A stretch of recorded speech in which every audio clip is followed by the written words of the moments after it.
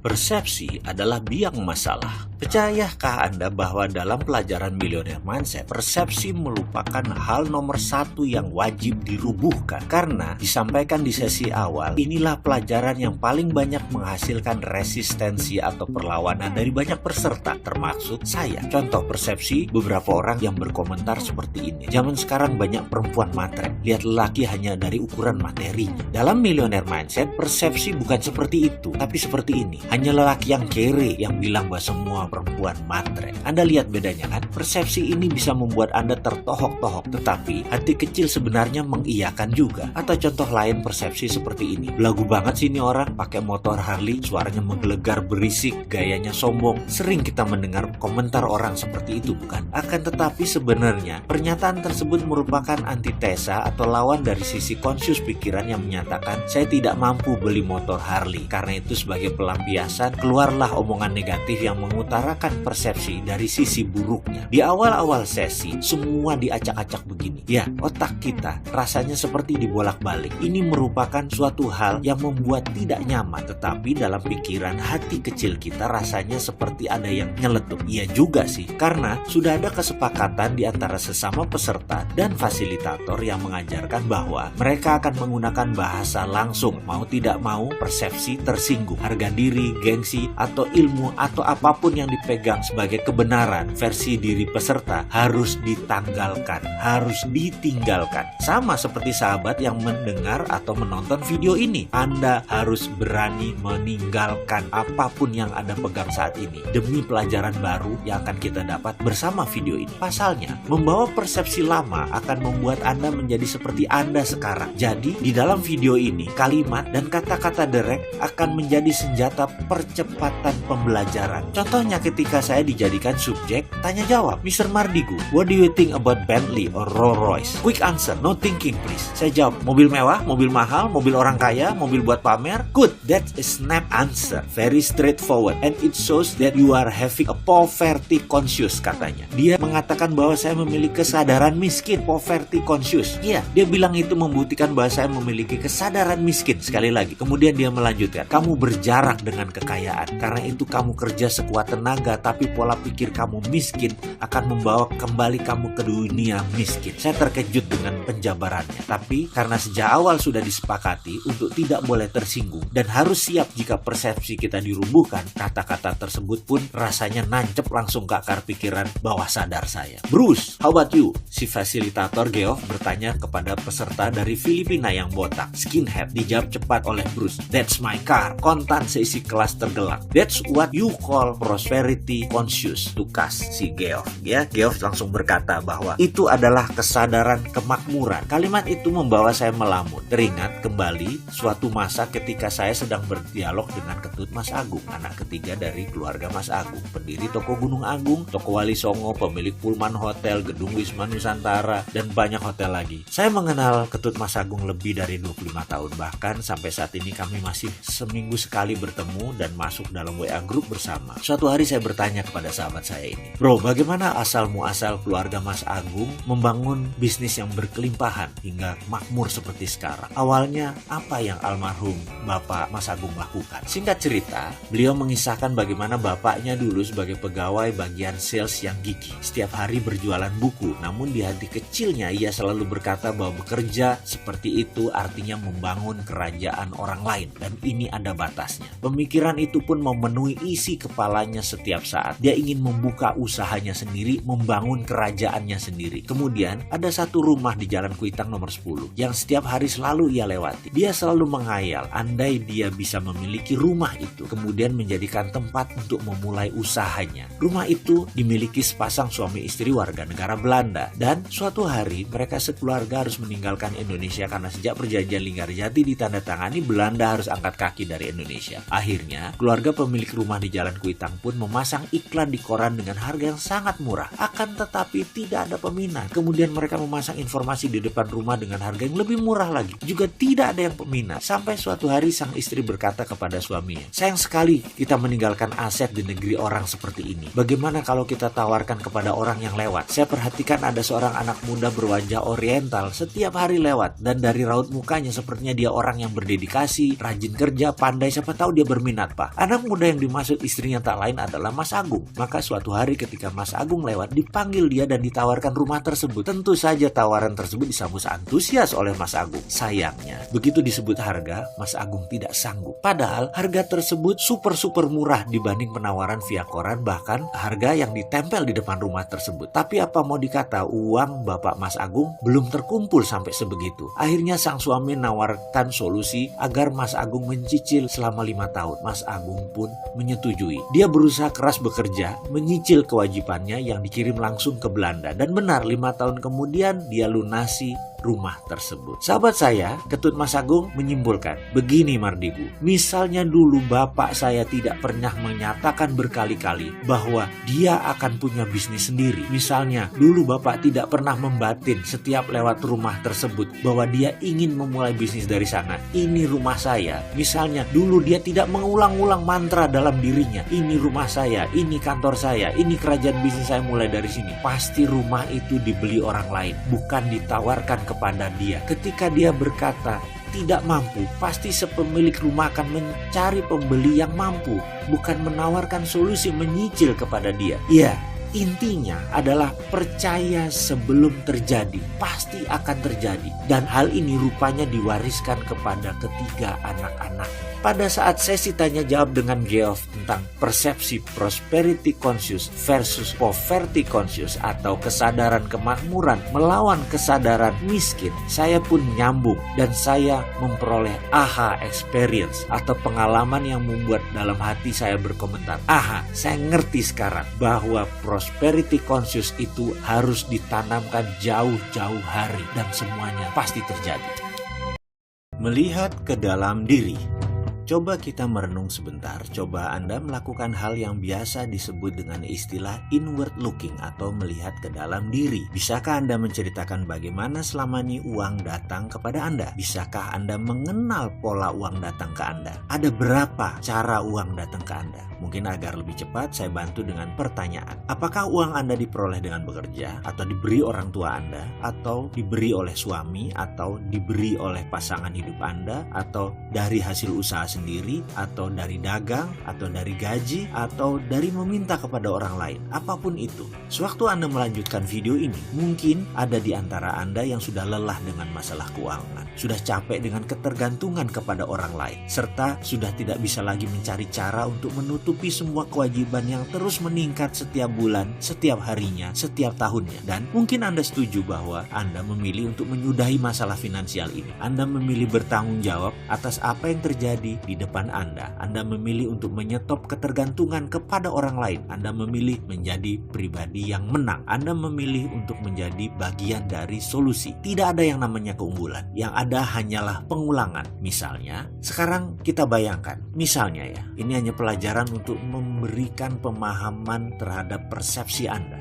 Bayangkan ada seorang perempuan cantik berdiri di dekat halte, dekat jembatan Semanggi di Jalan Jenderal Sudirman. Waktu menunjukkan pukul 12 tengah malam. Perempuan cantik dengan tinggi semampai berkulit putih tersebut berpakaian rapi, sesekali melihat jam di tangan kanannya. Ada beberapa orang berdiri bersamanya, tapi perempuan yang satu ini menarik perhatian karena kecantikannya. Kalau dilihat sekilas, usianya tak lebih 25 tahun. Make up-nya tipis, kecantikan alaminya terpancar. Anggaplah Anda sedang mengendarai mobil dan Anda berjalan perlahan di depan halte tersebut. Kira-kira apa yang terbesit pertama kali dalam pikiran Anda tentang perempuan cantik berdiri di sisi kiri jalan yang disoroti jelas oleh lampu merkuri dekat halte tersebut? Mungkin ada yang menebak, ini pasti cewek nakal sedang menjajakan diri. Atau ada juga yang menyatakan begini, mungkin perempuan ini baru pulang kerja shift malam dari hotel di Bilangan sekitar situ. Pokoknya macam-macam, pasti ada yang positif, ada yang negatif. Keduanya bergantung kepada template kepala kita masing-masing. Lantas, bagaimana template di kepala seorang tercipta? Mengapa manusia satu dan lainnya berbeda? Karena perbedaan itulah output atau hasilnya berbeda-beda juga. Ada manusia yang sukses, ada yang biasa saja, ada yang gagal, dan ada lagi beragam hasil lainnya. Template jalannya pikiran atau mind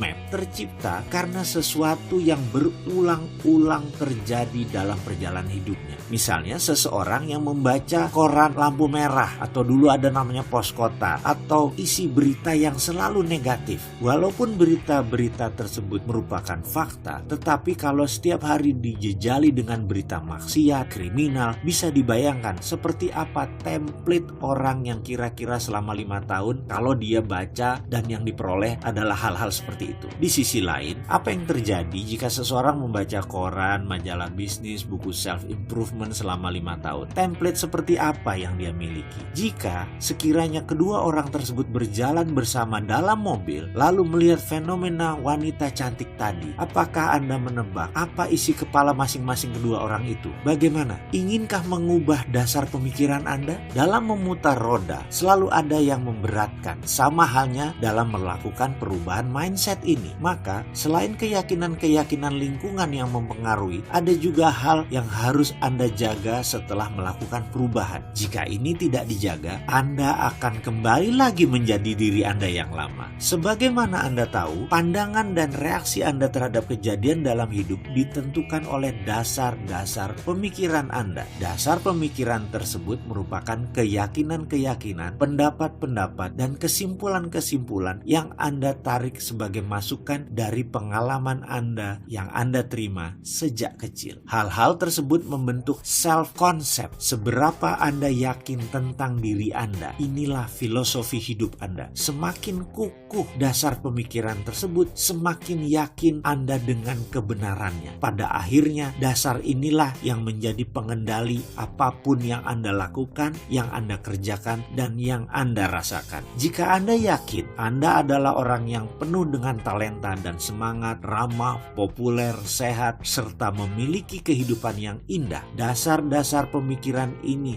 yang akan membawa Anda kepada penetapan sasaran hidup. Jika Anda belum memiliki template dasar tersebut, lakukan perubahan dan pasang template dasar tersebut dalam diri Anda. Lakukan seperti yang pernah dan terus saya lakukan. Ingat, yang penting bukan apa yang terjadi kepada Anda di dalam kehidupan ini, tetapi bagaimana reaksi Anda. Juga bukan dari mana asal Anda, tapi kemana tujuan Anda dan bagaimana Anda mencapainya. Sesungguhnya tujuan Anda hanya dibatasi oleh keilmuan dan imajinasi Anda. Padahal sebenarnya imajinasi itu tak terbatas. Jadi tujuan Anda sesungguhnya menjadi tak terbatas pula. Inilah dasar pemikiran dan keyakinan yang Anda perlukan untuk menunjang potensi sukses Anda. Dobrak mitos. Sayangnya, terdapat berbagai mitos yang kita dengar selama kita tumbuh menjadi dewasa. Mitos ini bisa menjadi penyabot harapan-harapan Anda dalam meraih sukses, di dalam meraih kebahagiaan, dan kepuasan di kemudian hari. Misalnya, Anda merasa sudah tua, Anda merasa ditakdirkan hidup susah, atau Anda merasa kurang pintar. Perasaan seperti ini adalah dasar pemikiran yang menimbulkan rasa rendah diri dan tidak mampu. Anda berasumsi bahwa orang lain lebih mampu, hanya karena Anda merasa saat ini mereka berprestasi lebih baik dari Anda. Perasaan rendah diri menetap jauh di lubuk self-concept. Dari mana ide-ide itu? Tentunya masa lalu Anda memberi sumbangan terbesar. Bisa didapat dari orang tua yang kurang paham mendidik anak. Bisa didapat dari lingkungan. Misalnya, Anda sering diabaikan, kurang mendapatkan perhatian, kurang mendapatkan kepercayaan. Sehingga mereka mulai membentuk keyakinan pada diri Anda bahwa Anda kurang mampu. Itu mitos. Itu tidak benar. Sudahi sekarang juga. Mulailah berbicara hal yang positif tentang Anda dengan hati riang dan lakukan berulang-ulang. Kata-kata yang paling berpengaruh dalam kosakata Anda adalah kata-kata yang biasa Anda katakan kepada diri sendiri. Kemudian Anda yakini kebenarannya. Dialog dengan diri merupakan penentu 95%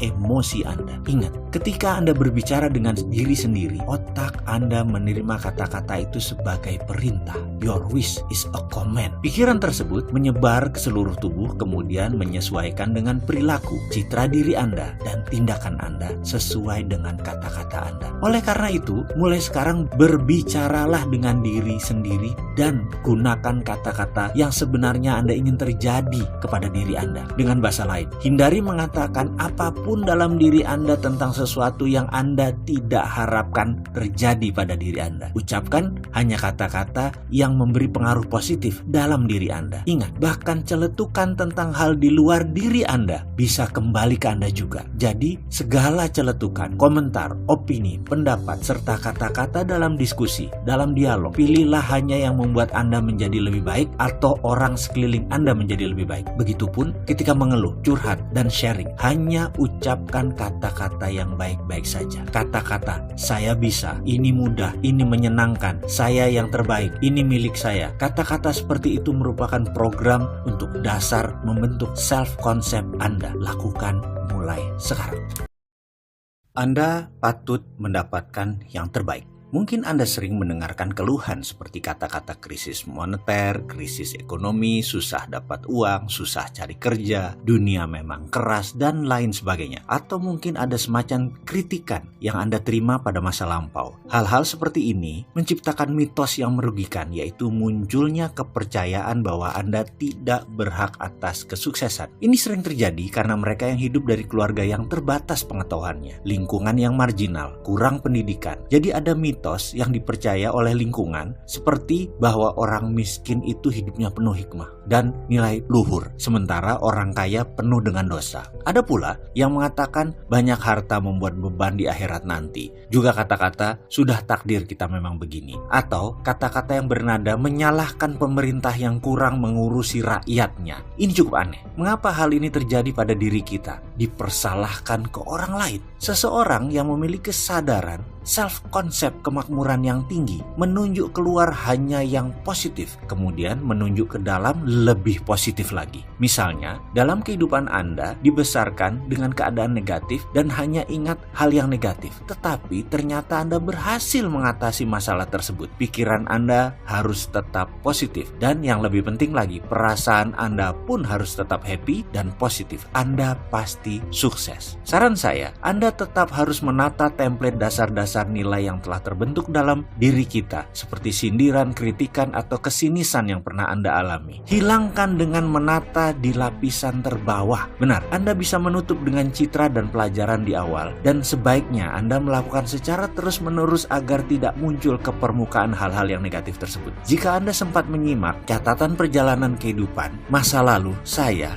lelah hidup tersandung-sandung. Saya jalannya terantuk-antuk. Di sanalah saya mulai melakukan perenungan sekali lagi. Saya mendefinisi ulang pikiran saya. Saya mengulangi kata-kata positif lagi terhadap diri maupun keluar diri. Terus menerus hingga sekarang. Dan semoga saja terus begitu di masa yang akan datang. Kini, saya ubah nilai-nilai lama saya. Saya ingin mengerjakan hal-hal yang saya cintai bersama orang yang saya cintai, mendapat ridho ilahi, dan hasilnya tak terhingga. Dalam pikiran, tentu data lama masih ada dan tetap ada. Tapi sebaiknya kita letakkan di dasar yang paling bawah. Sedangkan pikiran dengan data baru yang positif berada di lapisan atas. Jadi kita yang mengakses hanya lapisan atas saja terus. Sejujurnya, yang kita tata kali ini masih berkisar tentang materi. Kita masih harus bekerja keras untuk menata kesadaran tentang kesehatan, hubungan dengan keluarga, mendidik anak, dan lain sebagainya. Kita akan nanti sampai sana. Ada sebuah pemahaman baru yang akan masuk ke dalam pikiran Anda di chapter selanjutnya. Di sana Anda akan tersentak karena ada sesuatu yang berbeda di dalam pemahaman selama ini dalam pengertian mencari materi. Anda tidak perlu menjadi pengusaha untuk kaya raya, tak perlu modal besar untuk sukses. Bahkan Anda boleh dengan santai dan tetap mengerjakan apapun yang Anda suka dan Anda cintai. Anda tetap berhak untuk kaya raya, meskipun tetap dengan profesi Anda, dengan profesi keseharian Anda. Tidak ada ubah satu apapun, tidak perlu berubah drastis. Kalau Anda ibu rumah tangga, tak perlu menjadi pegawai meninggalkan anak-anak balita di rumah. Yang Anda butuhkan hanya merumbuhkan jangkar dalam tanda tanda petik segala sesuatu yang membuat Anda miskin harus dihilangkan, yang selama ini menghalangi Anda dari tujuan Anda mendapatkan kemakmuran. Dan video ini tidak menjanjikan Anda untuk memperoleh rose garden, bahwa semuanya mudah, semuanya enteng, semuanya mudah membalik tangan. Tidak sama sekali. Yang harus disadari adalah semuanya dimulai dengan keyakinan, yaitu keyakinan baru. Jadi sekali lagi saya ulangi, siapa bilang mau kaya harus berbisnis? Siapa bilang sukses itu mudah, hanya perlu bekerja pintar tanpa modal, tanpa kerja keras? Kita akan luruskan semua itu. Saya jamin yang berbicara bahwa untuk sukses harus berbisnis, atau ada yang mengatakan sukses itu mudah tanpa kerja keras, tanpa modal, tanpa kerja pintar, adalah seorang pembelajar yang baik, tapi bukan pelaku yang menjalankan roda ekonomi. Yakinlah, yang berkata seperti itu pasti orang yang bertujuan baik. Namun bagi saya, niat baik tersebut sering misleading, membuat manusia lain jadi salah arah. Jadi pemahamannya harus diperdalam agar lebih benar, bukan hanya jargon. Saya tahu sekali niatnya memotivasi orang agar orang tidak patah semangat dengan kondisi saat ini. Saya juga paham sekali bahwa pemutar roda ekonomi saat ini banyak datang dari kalangan yang memiliki sedikit pendidikan sekolah dengan sedikit modal, bahkan ada yang tanpa modal. Cerita tentang orang-orang seperti ini menjadi semacam pendekatan mirroring agar satu rasa, kemudian dibandingkanlah dengan kisah-kisah orang sukses di dunia yang juga tidak bermodal, tak berpendidikan. Tujuannya sama, yaitu agar memotivasi untuk bersemangat, dan itu tidak salah. Ini benar dan saya setuju sekali. Akan tetapi siapapun yang mengatakan hal tersebut sebaiknya menjelaskan lebih dalam lagi. Yang disebut begini, misalnya berbisnis properti tanpa modal, sebaiknya diterangkan lagi dengan benar. Itu broker properti atau pebisnis properti.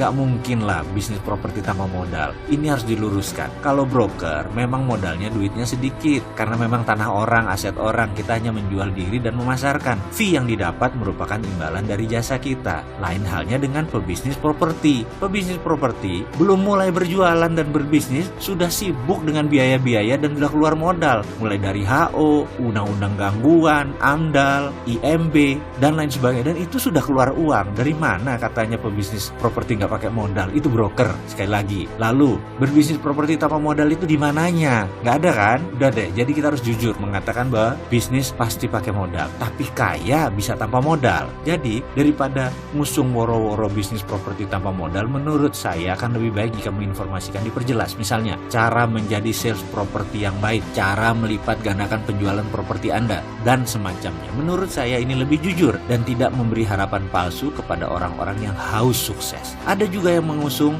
jargon kerja pintar. Ini biasanya pemain bisnis MLM. Dan sekali lagi, ini bukan hal yang salah. Ini benar, kerja pintar. Karena kerja Anda hanya jualan produk. Anda tidak perlu memikirkan gudang, distribusi, administrasi, atau izin-izin. Anda tidak perlu susah-susah menciptakan merek dan lain sebagainya. Anda hanya perlu membangun sales team, berjualan dan memotivasi. Titik. Itu memang kerja pintar. Anda hanya mengerjakan 30% dari sisi bisnis. Namun, leader seperti itu tidak bisa mengatakan bahwa ber-MLM itu berbisnis. Ini hanya strategi salesmanship. Sales adalah bagian dari bisnis dan bukan berbisnis. Kalau Anda memiliki bisnis jaringan tersebut, barulah Anda menyebut diri Anda pebisnis. Ada juga yang mengatakan Bill Gates tidak menyelesaikan sekolahnya, atau Lim Swee Leong tidak sekolah. Pengusaha lain juga tidak sekolah formal, tapi pada kaya-kaya. Ini menimbulkan pemahaman yang keliru juga bahwa pendidikan itu tidak diperlukan untuk berbisnis. Enggak.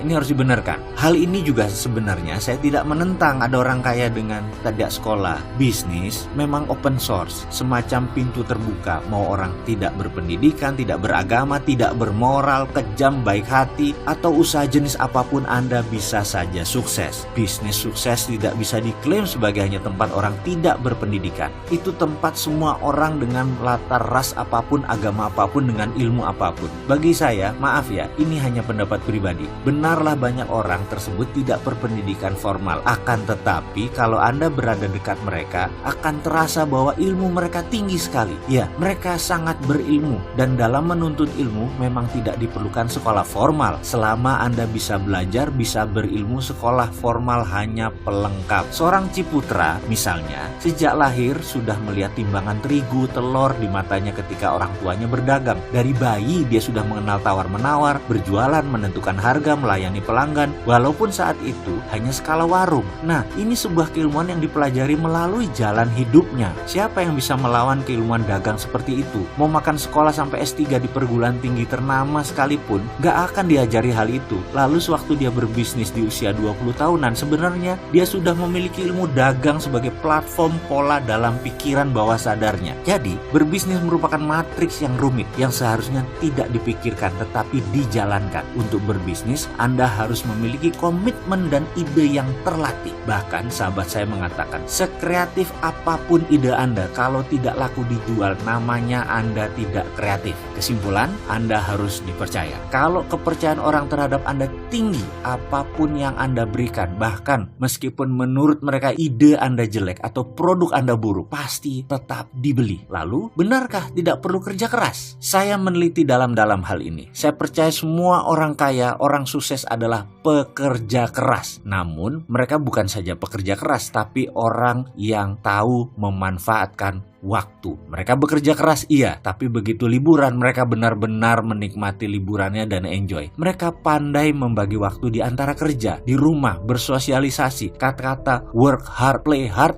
bukan sekedar jargon. Mereka melakukan secara harafiah. Perilaku kerja yang pintar, membagi waktu, itulah sesungguh yang disebut kerja pintar. Mereka diinfokan hanya main golf atau selalu datang siang ke kantor. Sudah ada sistem yang mereka kerjakan, karena sudah ada direktur yang mengerjakan. Itu merupakan produk tahunan kerja keras mereka. Ibaratnya orang menanam mangga selama 4 tahun panen, terus menghasilkan selama 25 tahun. Kalau dilihat 10 tahun, ya kelihatannya seperti orang yang santai. Namun kalau Anda melihat 4 tahun pertama hidupnya, mungkin Anda akan berkata beda. Mungkin Anda memandangnya sebagai seorang workaholic atau penggila kerja. Satu hal lagi, apakah untuk kaya atau sukses harus berbisnis? Nah, untuk hal ini saya sedikit berlawanan dengan banyak orang. Saya percaya untuk kaya atau sukses, Anda tidak perlu berbisnis. Dengan kalimat lain, untuk kaya ada ribuan cara. Berbisnis atau berwirausaha hanyalah salah satunya saja. Mau Anda berlatar belakang office boy, pedagang kaki lima, pensiunan olahragawan, TNI, guru, tukang las, ibu rumah tangga, tukang parkir sekalipun. Sukses atau kaya adalah masalah perilaku atau attitude. Kaya atau sukses adalah produk sampingan dari sebuah perilaku kaya. Menabung, contoh perilaku orang sukses. Berinvestasi adalah perilaku orang sukses. Dipercaya adalah perilaku orang sukses. Dan banyak lagi perilaku pribadi sukses ini bukan hak prerogatif pebisnis. Itu hak prerogatif orang sukses. Anda menjadi good follower juga termasuk perilaku pribadi sukses. Anda seorang good listener juga termasuk pribadi sukses. Anda seorang pegawai atau seorang putus sekolah, Anda perlu memiliki kepribadian seperti itu untuk bisa sukses, yaitu good follower, good listener. Anda tidak perlu repot-repot membangun perusahaan blue chip. Anda bisa mempelajari dengan seksama di bursa, di equity crowdfunding, di Santara. Anda bisa lakukan itu. Lalu belilah dalam jangka panjang. Otomatis Anda sudah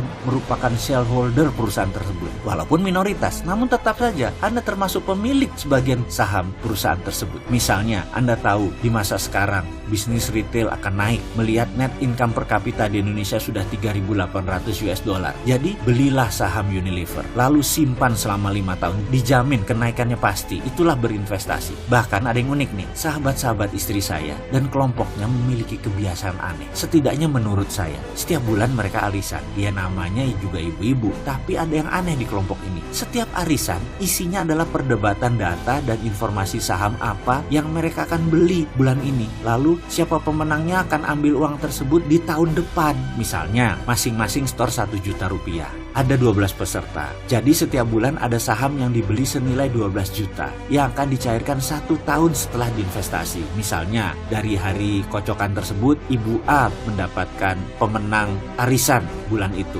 Kemudian dibelikan saham kelapa sawit Astra Argo Lestari. Lalu bulan depan 12 juta diinvestasikan ke saham Trada Marine Cargo. Itu diputuskan setelah mereka berdua-belas berdebat dan berdiskusi. Kalau dengar ceritanya seru juga nih. Saya yang dulu-dulu merasa arisan itu hal yang berbau sosialite dan hanya perilaku sosial semata, jadi melihat arisan dari sisi menarik sekarang. Jadi ke depan sukses dan kaya, sekali lagi, bukan untuk mereka yang bekerja saja, alias siapa saja punya profesi apapun bisa sukses selama tahu dan berpikir sukses. Selamat melanjutkan video selanjutnya.